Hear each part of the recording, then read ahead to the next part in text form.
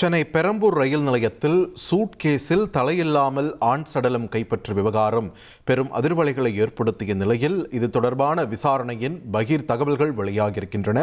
அந்த வகையில் கொலை செய்யப்பட்ட அந்த நபர் அமீர் அலி என்பதும் அவர் தேனாம்பேட்டையைச் சேர்ந்தவர் என்பதும் தெரிய வந்தது.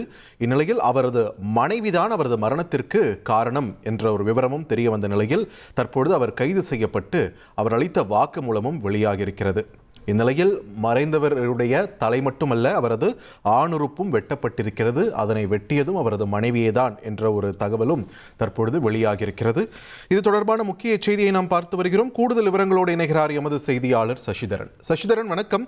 அமீர் அலியை கொலை செஞ்சது ஏன்னு அவருடைய மனைவி ரஹீமா வாக்குமூலம் கொடுத்திருக்காங்கன்னு பார்க்குறோம். என்னென்ன விஷயங்களை பதிவு பண்ணியிருக்காங்க அந்த வாக்குமூலத்தில்?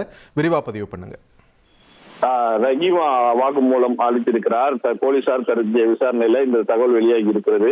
அமீர் அலி தனக்கு இரண்டாவது கணவர் எனவும், ஆனால் பல பெண்களோடு அவர் உறவில் இருப்பதாகவும், அதனை கேட்டபோது தனது முதல் வாழ்க்கையை பற்றி பேசி அடித்ததாகவும், இதனால் தனக்கு தெரிந்த அஸ்ராம் அலியோடு சேர்ந்து கொலை செய்ததாக ஒரு பகீர் வாக்குமூலத்தில் அளித்திருக்கிறார்.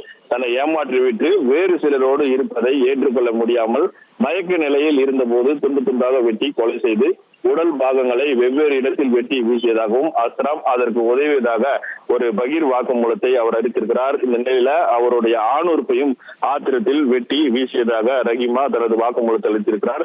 அனைத்து உறுப்புகளையும் எங்கு உள்ளது என்பது குறித்து அவரது தகவல்களை போலீசாரிடம் தெரிவித்திருக்கிற நிலையில தேனாம்பேட்டை மற்றும் கிண்டி பகுதிகளில் தனிப்படை போலீசார் தேடி வருவதாகவும், தலை கிடைத்த பின்பு அடுத்த கட்ட நடவடிக்கைகளை போலீசார் மேற்கொள்ள இருப்பதாகவும் தகவல் கிடைக்கப்பட்டிருக்கிறது.